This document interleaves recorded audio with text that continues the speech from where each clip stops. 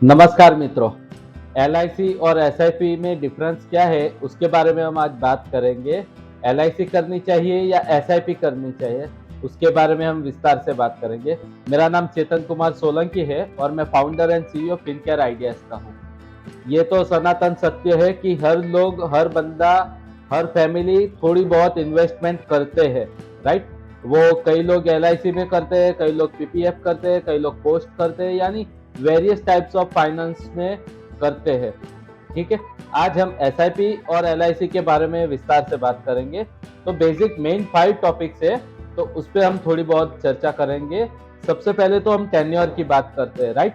तो टेन्योर में ऐसा है कि एसआईपी करते हैं हम, तो एसआईपी में एक फिक्स टेन्योर तो होता है, पर हम कभी भी वो कर सकते हैं, 3 साल के लिए, 5 साल के लिए, 7 साल, 10 साल, 20 साल। पर एलआईसी में ऐसा फिक्स नहीं होता है। एलआईसी में जो प्लान देते हैं हम 20 साल से लेके 35 साल तक, कभी भी जो भी हम फिक्स करें उसमें बाद में चेंज नहीं कर सकते। एसआईपी में चेंज कर सकते हैं, एलआईसी में चेंज नहीं कर सकते, राइट। अब दूसरे टॉपिक पे बात करते हैं, रिस्क फैक्टर। तो रिस्क एलआईसी में बिल्कुल नहीं है।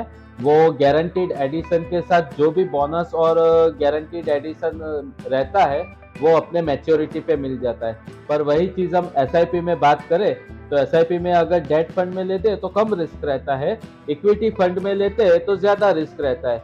और दोनों में कम बहुत रहता ही है, पर रिस्क लॉन्ग टर्म पे जाते हैं तो वो कम होता रहता है और रिटर्न में कन्वर्ट हो जाता है।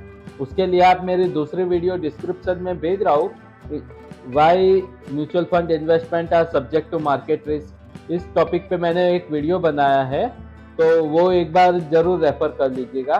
ठीक है। अब बेनिफिट की बात हम करें तो बेनिफिट दोनों के अलग अलग है। इंश्योरेंस में कैसा होता है कि एक फिक्स टर्म पे अपनी फिक्स अमाउंट रहती है और कई सारे अदर बेनिफिट होते हैं, जैसे कि मनी बैक बेनिफिट है, गारंटीड एडिशन बेनिफिट है। जबकि इसमें देखें एसआईपी में, तो एसआईपी में इंटरेस्ट का बेनिफिट मिलता है अपने को। अगर 10 साल, 15 साल, 20 साल के लिए करते हैं तो उसमें वो बेनिफिट ज्यादा मिलता है, राइट। और कभी भी हम उठा सकते हैं पेमेंट। अगर 10 साल के लिए किया है तो 9 साल पे फंड अपने को चाहिए, 9वें साल में या 11वें साल में, तो बढ़ा भी सकते हैं, कम भी कर सकते हैं। पर इसमें ये बेनिफिट अपने को नहीं मिलेगा एलआईसी में। जो मैच्योरिटी टाइम होता है सेम टाइम पे ही हम विड्रॉल कर सकते हैं। अभी फोर्थ पॉइंट पे बात करते हैं, इंटरेस्ट रेट की। ठीक है। तो आप सब सुनते ही होंगे एसआईपी में इंटरेस्ट ज्यादा है, एसआईपी में इंटरेस्ट ज्यादा है, क्योंकि वो प्योर इन्वेस्टमेंट है। और उसकी सामने हम एलआईसी की बात करें तो एलआईसी में भी इंटरेस्ट मिलता ही है, वो गारंटेड एडिशन होता है और जो बोनस होता है वो मिला के आपको देते हैं, राइट। अगर एलआईसी में इंटरेस्ट रेट देखना है, अगर किसी ने इंश्योरेंस करवाया है, ठीक है, और वो 2 या 3 साल में एक्सपायर हो जाएगा, तो वही रिटर्न आप एसआईपी से कंपेयर करोगे तो उससे बहुत ज्यादा हाई होगा। ठीक है। तो दोनों में एसआईपी और एलआईसी दोनों में इंटरेस्ट रेट की कंपैरिजन नहीं कर सकते। उसमें नॉर्मल थोड़ा कम रहता है इंटरेस्ट रेट, और एसआईपी में 8 से 12% एवरेज रहता है, और कई सारी स्कीम में 20 से 25% भी मिलता है। पर उसमें क्या होता है, रिस्क बहुत हाई रहता है, वॉलेटिलिटी के हिसाब से ज्यादा इंटरेस्ट होता है और ज्यादा इंटरेस्ट डाउन भी होता है। अभी रेगुलेटर की बात हम करते हैं तो एसआईपी म्यूचुअल फंड के अंदर आता है, तो सेबी उसको रेगुलेट करती है, security exchange board of India.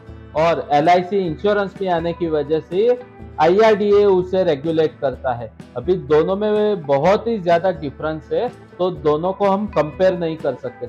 सबसे बड़ी बात यही है, कई सारे एडवाइजर एलआईसी के ऐसे होते हैं जो एसआईपी और म्यूचुअल फंड को खराब बताते हैं, ठीक है, ताकि वो अपना इंश्योरेंस का बिजनेस कर सके। और कई सारे म्यूचुअल फंड डिस्ट्रीब्यूटर और ऑनलाइन सोर्सेस ऐसे हुए जो इंश्योरेंस को खराब बताते हैं। पर ये दोनों चीजें सही है, मैं दोनों करता हूँ।